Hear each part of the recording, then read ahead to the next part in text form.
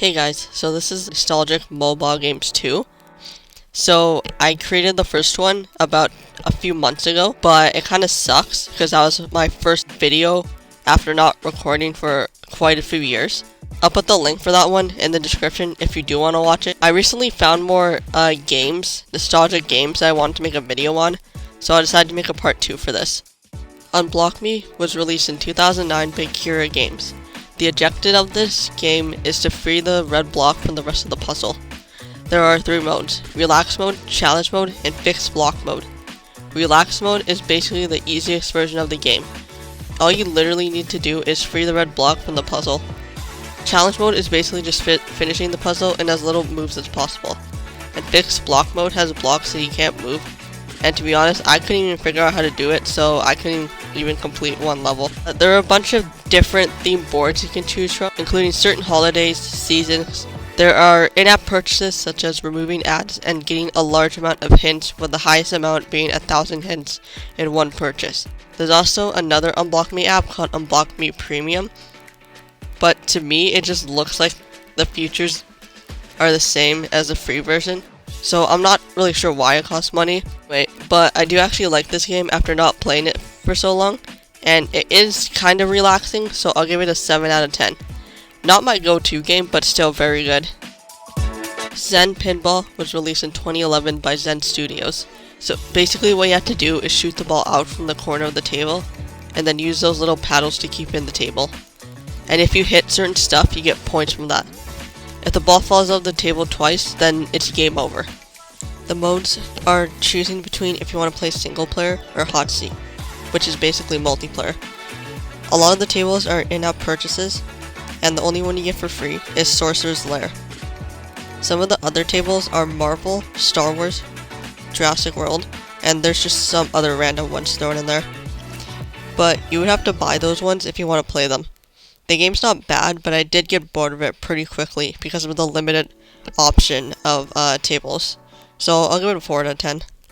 Leps World was released in 2011 by Nearby Gam. I don't know how to say that. But if you haven't played this game before, it's basically a Mario ripoff. Here's the kicker though. There's 3 different app versions of this. There's a bunch of characters, but you have to use gold pots and diamonds to get them. There's a million worlds to complete, and there's a VIP membership that can get you perks such as no ads, 20 diamonds every day, lives refreshed every 10 minutes, unlocking one of the characters, Pirate, double the coins, and unlocking tournament mode, which I honestly don't know what that is. Actually, for a tournament mode, you can just get 25 gold pots from playing the game, and then it's unlocked for free. When I played it, it was more simple. It was just a game, no VIP, no extra characters, just Lep trying to navigate his way through the map. So for that, it's not really fun to play anymore, so I'll give it a 4 out of 10. Playroom Racer 2 was released in 2011 by Initiative Computers. It's basically a racing game, but the setting is a kid's playroom, and the cars are toy cars. There's 5 different settings: Amy's room, Andy's room, Bella's room, Bobby's room, and Chris's room. But the only ones unlocked are Amy and Andy's rooms, and you have to buy the rest. Those are the options for their cars, with the Mustang, Ridge, Rancho, and Hovercraft being the free ones, while the rest you have to buy. Oh, also, when you press a button, it makes like a little squeaking sound effect, which I think is pretty cute. So this game is actually pretty good. My only complaint is that it is impossible to steer the car. I don't know what it is. Maybe I'm just trash at this game. I cannot steer this car at all. It just keeps crashing into the sides of the track. But anyway, this game gets a 7 out of 10. It's pretty good still. Rocket Cars was released by Illusion Labs. I'm not sure what year, but this is just another racing game, except with, you guessed it, rocket cars. Still, the rocket boost was just one of the power-ups in the game, and it wouldn't make you fly, unfortunately. It would just make you drive faster.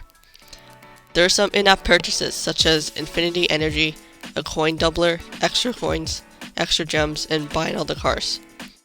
There are a bunch of different cars as you unlock the level, so I can't show you all of them. And throughout the race, you can collect coins. And you can use those coins to buy some upgrades such as a missile, a shockwave, a magnet, and a shield. There's also some daily challenges and missions you can do as well. Overall, I still really like this game. I'll give it an 8 out of 10. Fair Food Maker was released in 2012 by Sunstorm Interactive. The game has a variety of carnival food to make and some carnival games to play as well. You start off with 100 coins, and as you see, I'm using these coins to buy appliances to make the food faster. There's also some mystery items that you can use the coins to unlock. Appliances and mystery items only unlock for that one time you make the food. You can't just buy it once and keep it for the whole game.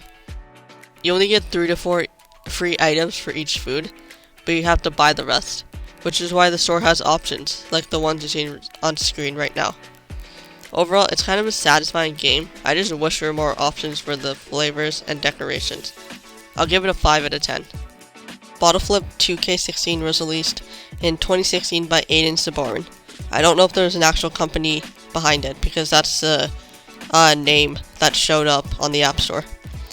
It was released at the height of the bottle flipping trend, so you probably already know what this game is about. Except, this game has 5 different modes. The original mode, where you would just do regular flips and see how many you could get in a row.